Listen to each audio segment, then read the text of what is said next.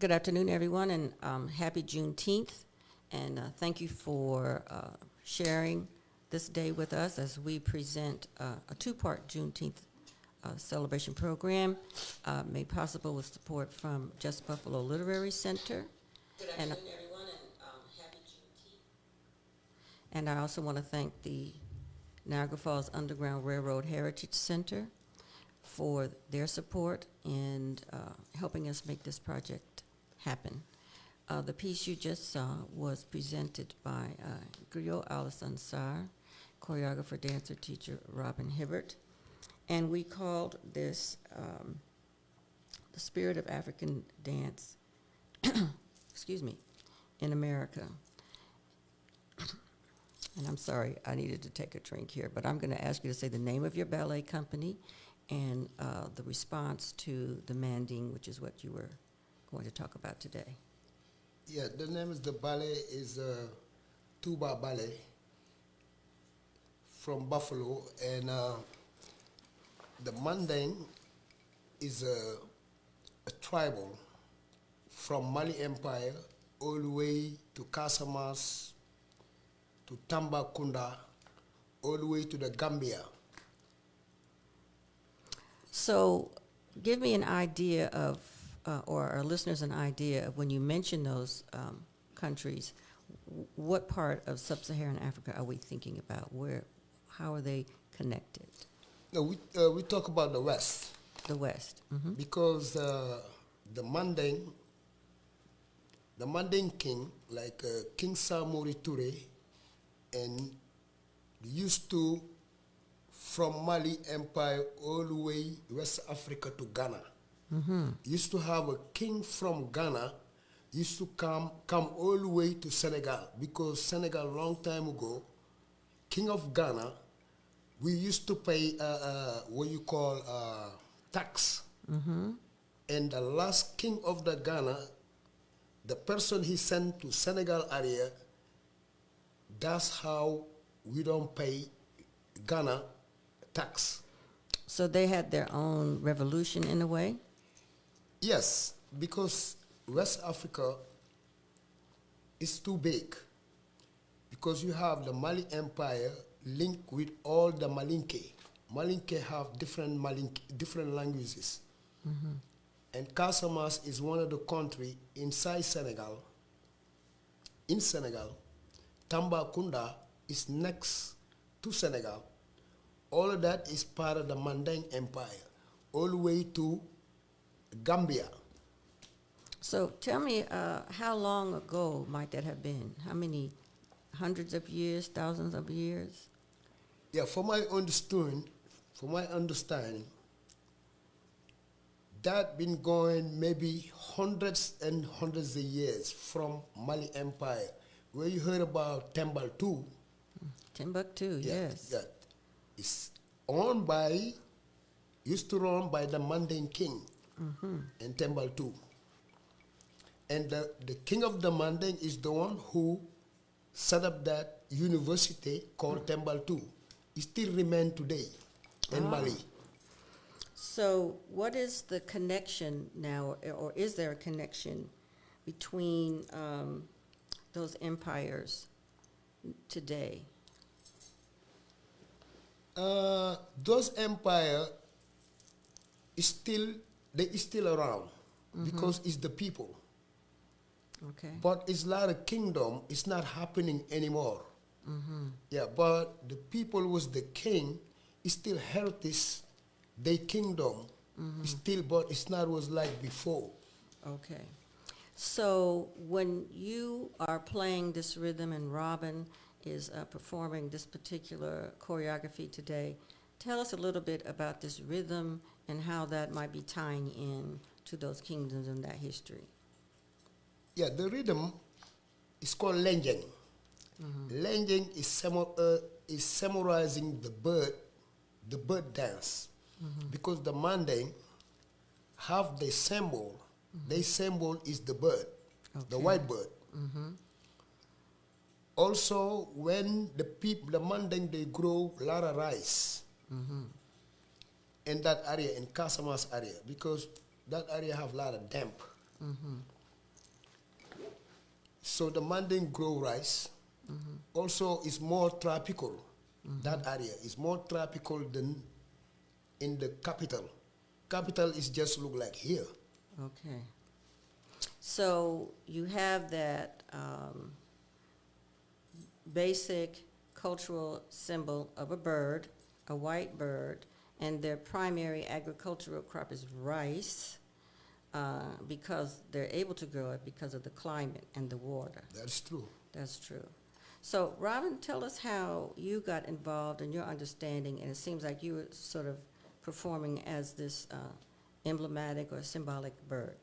Well, I'm originally from New York, so I've been studying since I was young. I started in the city, and then when I came to Buffalo, I happened to meet, made all my proper connection, but my meeting through you, I always tell everybody, if it wasn't for you, the African lessons wouldn't have been as intensified. You know what I mean? Because then you allowed me that when United Ballet came in, National Ballet, you was the one who was making sure I had those connections. Although I was taking classes, but you helped me get those one-on-ones. When Alison came in with Ballet Sinimbo. So when he, I think it was Mbai who made the connection with you? Yeah. Yeah, so when Mbai made the connection with him and brought him to Buffalo, that was in 1990? Yeah, Something like 90, that? yeah. Yeah, I met Alison. Alison was the first teacher that actually taught me Dundumba from Guinea. We in the streets in Rochester, and he's showing me this dance as my we're going goodness. across the street. But Alison has always been a very meticulous teacher because he's a Gero, he's a griot. So what people don't understand with griots, they're very meticulous about what language goes with what language. He's not going to allow me to do a movement that doesn't go with the language, and that's why it's very important that we understand that it's important that we classify African dance because of the many languages, which helps with the diversity and the complexity. What people need to understand is that's where I always keep saying that text versus context. Text is the foot pattern, which relates to the drum. The context is how the music and the foot pattern relates to the lives in that village. Even right before we did the recording, I was singing a song and Alison said, wrong language. He said, you need to sing the other language. And I was like, oh, okay. So he was explaining, he said, don't get your languages mixed up. He said, Robin, because you never know who's listening, because they're going to ask, why is she singing when that's not the language of that drum or those movements. You know what I mean? So people need to understand, you can't just be mixing stuff. You can't. It's like you taking the letters of the alphabet instead of saying A, B, C, D, and you doing D, F, A, B, C. It's not making, chronological. It's not. It doesn't make sense. Unfortunately, a lot of stuff that we learn is by rote. And with that being said, by rote doesn't necessarily mean that you understand what you're doing. So with Alison being one of my main teachers, and I've had numerous teachers throughout the diaspora, all of them are meticulous, but Alison, I think he has a PhD in meticulous, being, everything. And that's that griot Gero in him, like everything has to match.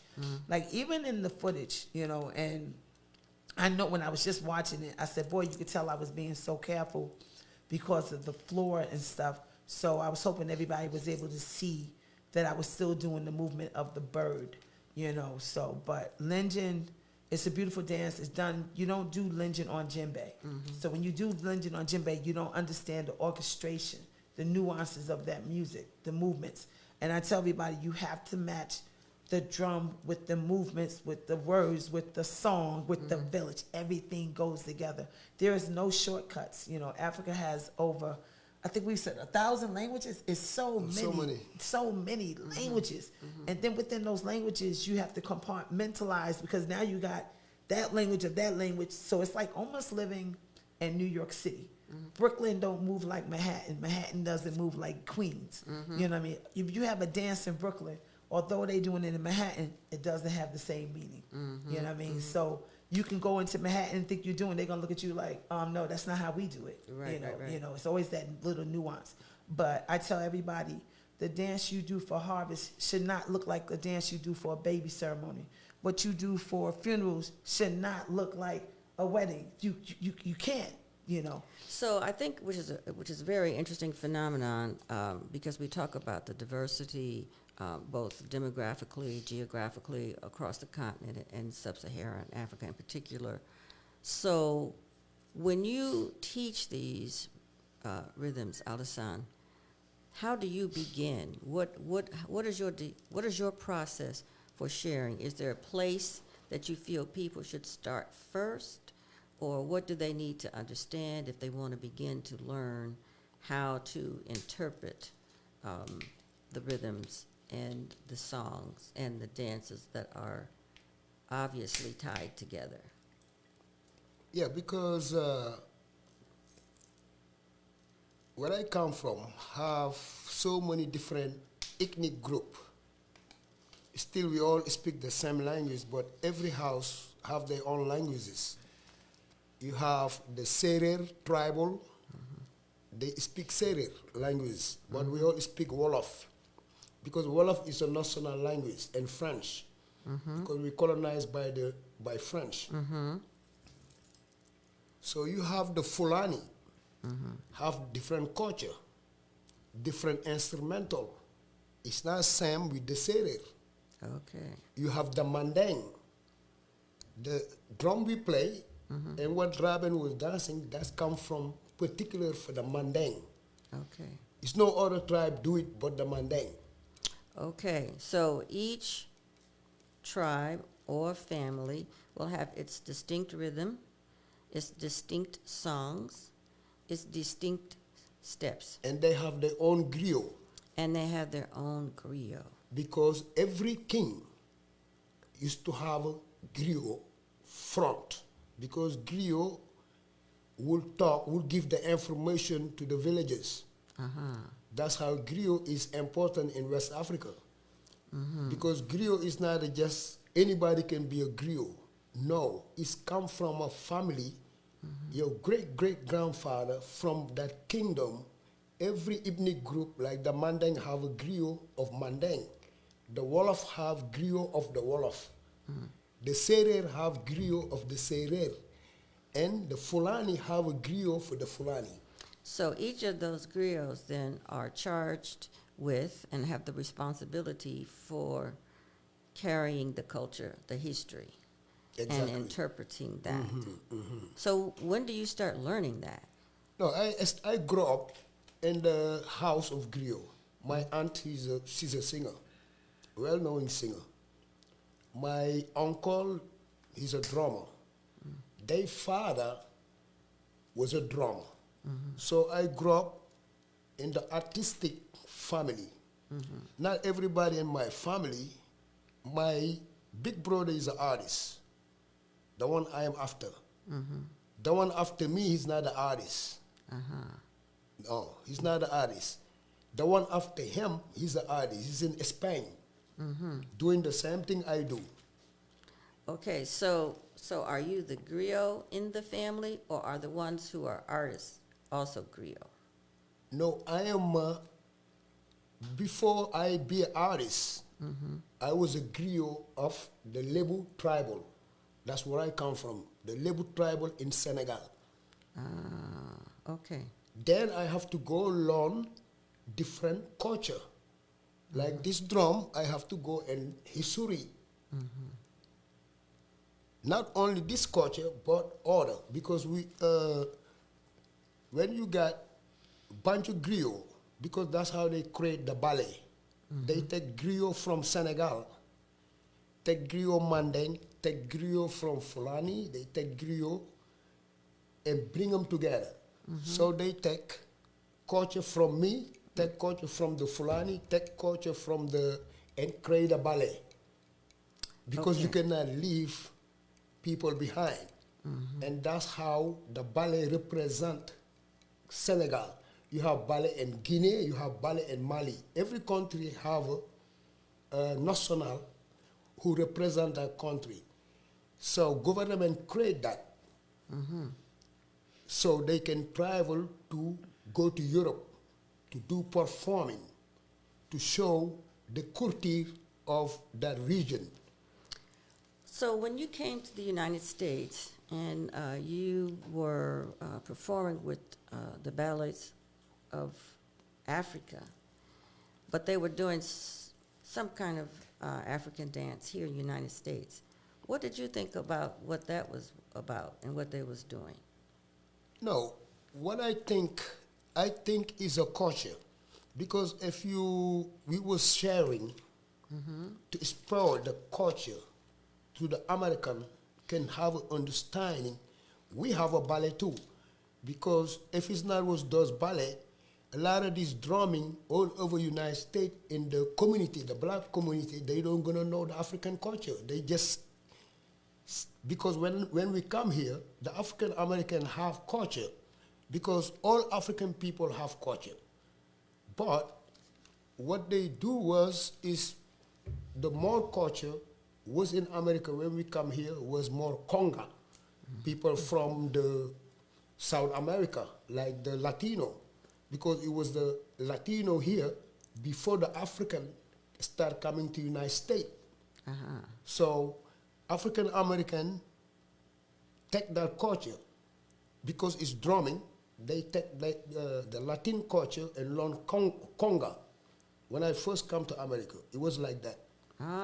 And then the ballet, when the Ballet National start coming here and doing tour all over United States, have some other people already playing the conga, want to learn more. And that's how the culture exchange. And some of us stay in different community. The community adapt us, then we start teaching people in the community. So it's more African culture spread all over United States. So, Robin, when you were learning traditional African dance, what was your beginnings, and how did you start to understand and appreciate the distinction between the two processes? Well, that happened like basically when I was a child, like watching my family with the drums, like Alison said, with the congas and things like that. But also from being I was at the top institutions, the Ailey, Dance Theater Harlem, Phil Black, Frank Hatchett, all in New York. I had amazing teachers. So when I came here, I had already acquired knowledge already. So it was I already knew how to study. I knew when I studied, I had to compartmentalize everything in regards to this means this is how you do this is how you do that. You don't just walk into a place of learning and just sit there and go, okay, whatever, we're just gonna put everything together. No, you have to really compartmentalize, especially when it comes to, when I started really getting into the traditions, because once I learned with so many languages and the nuances, I was like, okay, so you're not supposed to mix this with this, because now you're telling two contradictory stories. So And- when you were learning first then with the kunga, how was that being expressed? What were they saying that this is? Because the kunga is not a drum of sub-Saharan Africa. Right. So a lot of the times, my cousins and them, they would go outside. They would have the kungas with the Latinos outside. So and so the Latino brothers were the ones that was talking about the rumbas and the salsa and things like that. I was young, so I'm just sitting there watching how everybody was moving. But then when I started really getting into the batas and understanding the orishas and the yorubas, it was like, oh, this stuff really does have meanings. So like when you're watching as a child, you just go, oh, nice drumming, raising. But then when you start understanding, you start to observe it differently. Because now it's like, wait a minute, there's a story with this. For every song, for every rhythm, there's a name, and there's the history behind it. So that's when I started realizing, as I got older, wait a minute now, I have to look at this differently. Yeah. So what kind of African dance was being performed to kunga? Was it something that the African American crafted itself, conceived itself? At that time, let me see, besides, like I said, they was doing the sambas and the rumbas and the orishas. Then you started hearing more about the funga, but they call it fanga. They didn't call it funga. Now, who would think it comes full circle where I wound up being Dr. Pearl Primus' teacher's assistant for 4.5 years? You know what I mean? Like, I've seen this dance, learned this dance. Now I'm studying with the person, the sister who brought it back. Okay. So that's why when people talk about that dance, And I tell them, like, you can't tell me nothing about it because I was with her for 4.5 years. That training, learning the Batakatos. I mean, I think I must have acquired at least the knowledge of 6 different dance movements. But the Fanga, like I said, people say Funga, but she was calling it Fanga.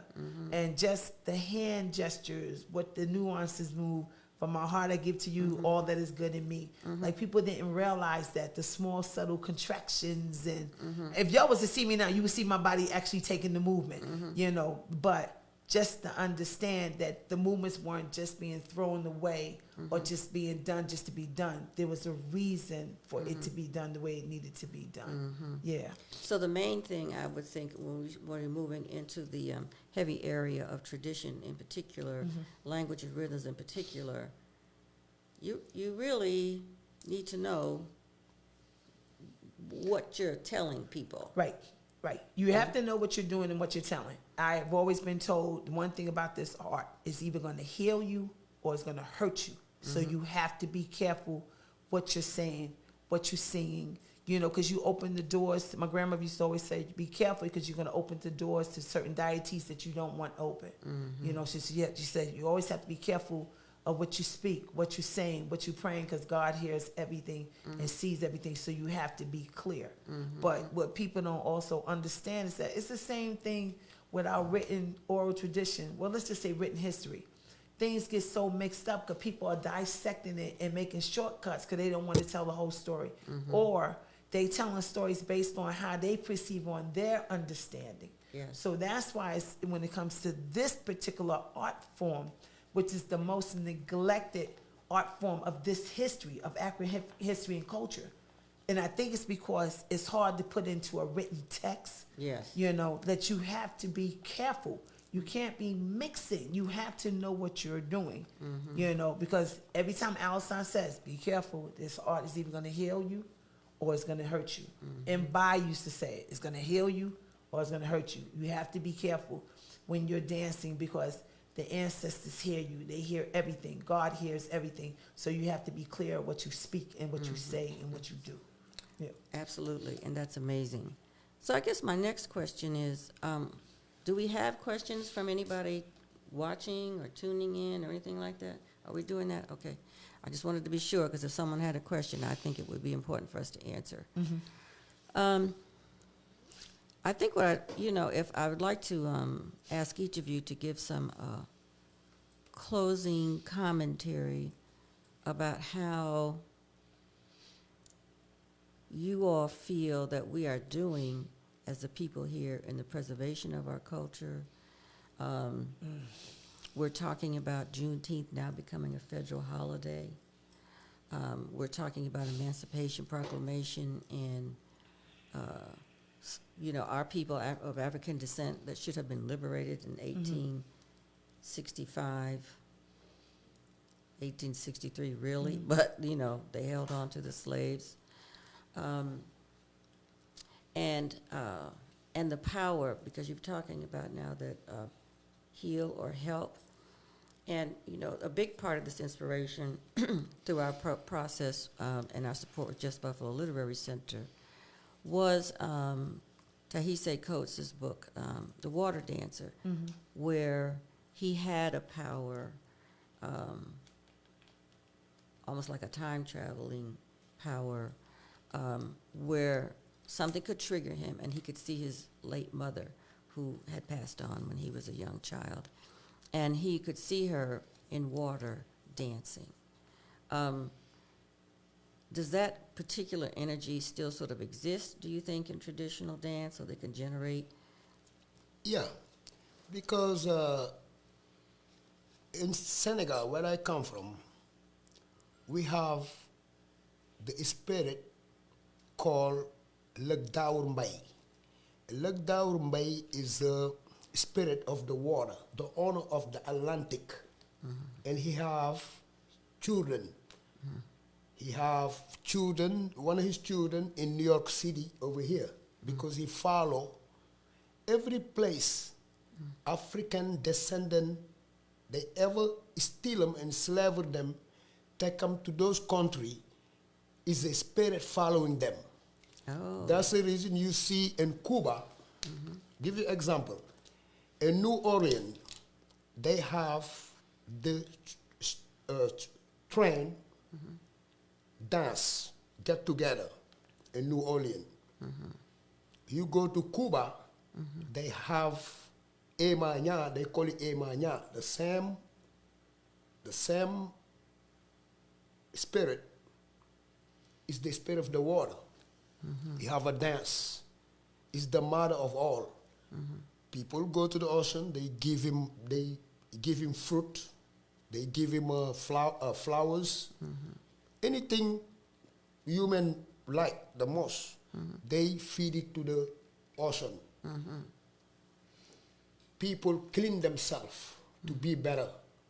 When they have the circle, people go trance to take all the bad energy out of their body. And they doing it in Africa. In Senegal, they doing it all over black descendant. White man never take the black descendant. Any country. Okay. Yeah, you see it all over. Okay. So I think that it's really wonderful and it's really special to appreciate that. How do you translate or transcribe your own feelings about that, Robin? I think with me, when it comes to the traditional forms, I know you asked how I feel in regards to community related. For me, I'm gonna be honest with you. I feel this. I'm so disappointed. I'm so disappointed because we should be using this art form to confront so many different things that's happening in our society. We should be using this art form to help decolonize. We as people of color, we should be using this art form to synchronize, because that's what we do. We as people of color, we don't separate, we synchronize, we bring everything together. And the sad thing is, I just see so much division because some people want shortcuts. Nobody wants to deal with the truth. I just want that clap right now. I just want to do it right now. And they don't realize the little pieces of information that they're missing. For me, like I told Alison, I said, this is the year of provocation. Even you heard me say it. I was like, this is the year of provocation. With everything happening, this is the year we should be using this art form to help maintain who we are as people of color. This is the year we should be using the art form to inform, to inspire, to help, and to impart. But you can't make changes on information alone. You're going to need the inspiration. But the problem is, people are not going to receive that provocation if they don't believe in the person who's trying to anoint them with the provocation. So for me, when people ask me, Robin, why did you stop? I said, because it became a pathology of lies, schemes, and scams, because no one wants to deal with the truth. That drum is the truth. When you dance in front of that drum, when you hear the rhythm, which is the first, Alison and I always talk about it, that's almost the first telephone. That's the first form of communication. Yeah. That's God's drum. That's his drum. When he speaks, everybody should be listening. There's no mistake when you hear those rhythms. And that's why when I dance, I try try my best to be so careful. Even as I look at myself and it's like, okay, when I was younger, I would have been flying off that mat, flying off that wall. But now it ain't that much Tylenol and ibuprofen in the world now. So I was just, just to see that I was still able to do the movements clear, making sure my hand gestures was right, making sure I was in sync with him. There's a language, when people don't realize when that dancer and drummer gets together, that communication is important. And you can't just dance anything. You have to dance that language of that drum and what that language is, so. Yeah, because I just want to say something. When you see me first playing the drum by myself, I'm not just playing to play. I get permission from God, the Creator, and get permission from the elders. I talk to God. You talk to God through to the drum. You talk to God through to the drum. To able that thing happen, because you have to open the door. But drummer in Africa, we don't just grab a drum and just start beating it. No. You have to talk to the drum. You have to talk to the nature. And you have to know that. If you're not a griot, you don't know that. Only griot know that in Africa. If you're not a griot, you don't know that. People just banging drum. Oh my. Yeah. Well, and I have to say the distinction for that, which is critically important. It's like a fingerprint or something, a distinction, like a heartbeat. I consider a drum a heartbeat, and everybody's heartbeat is different. It's a distinct rhythm that belongs to you. It's your heartbeat, it's your rhythm, and how you're going to connect your rhythm to a broader piece of the world, which is really connecting with the drum. But it's so funny because that's the first beat you hear when you're born. It's the Yes. sound, you know what I mean? And that's why I tell everybody, like, this is innate. Like, we're born with this. You don't just, okay, I'm going to go to the corner store and just, you know what I mean? When I started studying, especially when I started studying with Allison wouldn't even allow me to put my hands on the drum. He used to make me sit on the floor, sit in a chair, just sit, just listen. And Bai was the type, just listen, sing with your mouth. And Papa Emil, may he rest in peace. Papa was the same way. You do not put your hand on that drum until you earn it, until you sing it. You have to understand. Like Allison said, people just be grabbing stuff, just playing, don't even know what they're playing, and don't even realize you're not just banging on this drum. It's a language. So if you want me to answer your question that you're asking me, the question has to be clear. Right. You have to articulate. Yes. So if you start all this bang, bang, bang, bang, and like I tell everybody, it's not how hard you hit, it's the stroke that counts. You know, you have so many different sounds. You have to think of the sounds that you want out of that djembe, out of that soda bar, out of that, you know, the boogaloo, out of the sop. They all have their own distinct sound. Like they all have their own language. So now it's to the point when I teach classes, and I know Allison be laughing because I'm sitting there going, "Ren, pak, tak." And, you know, the people are like, what is she saying? He's like, I understand what she's saying. Singing I the understand. rhythm. Yeah, Yes, I understand what she's yes. saying. Yeah, so, like, all my teachers, I have been afforded the best opportunity to stay with the best of the best. Because a lot of these teachers, one thing about them, a lot of them come from the ballet. Ballet style and village style is totally different. Totally different. And that's the thing I try to tell everybody. So now, like, it's like I've been afforded the opportunity where I'm actually studying now with one of Allison's students that you used to go pick up. When I told him, he was like, I told him, I said, oh, I'm going to stay with so-and-so. He's like, oh, I used to pick. So when I said his name, he was like, oh, tell him my teacher, I'm going to call him. I was like, you know, who knew? Who knew? Who knew? Yeah. So, like, even speaking to Senior Hainsworth. Yeah. Senior's like, Robin, you said you wanted to acquire the rest of learning in regards to learning Rumba. Senior's gonna hook me with an elder. Absolutely. She called me up. She said, I'm gonna guide you, my sister. It's time. It's time. Nice, So yes. like that's why I tell everybody, I know I'm pretty much there because now people are calling me and saying, sister, it's time. You know. So like when I teach, and some people they'll look at me and go, okay, who's Robin? Who's Robin? Listen, while you're still questioning, spell my name correctly. That's all that matters to me. Okay? Just spell my name correctly, you know. And then if you have a question for me, trust me, I can answer it. I'm not going to sit one there who says, oh, let me go to YouTube and see if I can get an answer. Right, I've never been a YouTube learner. I've always been the type of person when I do something or learn something, I'm going to sit with somebody who's a girl and get the answer. So I'm even talking to Allison, I'm talking to this one, talking to all my teachers. I have to always tell them, when people say, oh, Robin, you teach this way, I always have to remind them, y'all created this. You know, Allison will say things. I'm like, but you created this.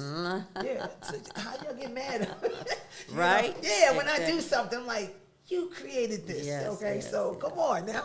Well, and you know what? And that's the beauty of creating legacy, because that's what I consider that to be, creating legacy. And we need to have culture bearers. Otherwise, the legacy and the heritage will fade. So I believe our time is running out, and I just wanted to thank the people who are watching. I extend my thanks and appreciation to Alison Sarr, who is here in Buffalo, as an artist and as a griot. And, be in touch with Robin. Robin is a longtime collaborator of mine. We don't talk about it much, but I've known Robin since, I don't know, Yeah, I lost the count. 80s. Somewhere. Your children were young. I know Right. that, yeah. Yeah. And we worked on projects, but she's always been a devotee of the arts and her craft and always about evolving. So I appreciate that about you, and I thank you for being part of this project. Thank you. And again, my thanks to Just Buffalo Literary Center for their support in helping, and their civil rights program. I need to add that because this is really, they are our programmatic partner in this Juneteenth Part 1, Part 2 event. So I also ask for the support for Just Buffalo Literary Center, and in particular their civil rights program. And I bid everyone happiness and blessings on this Juneteenth. Thank you. Thank you.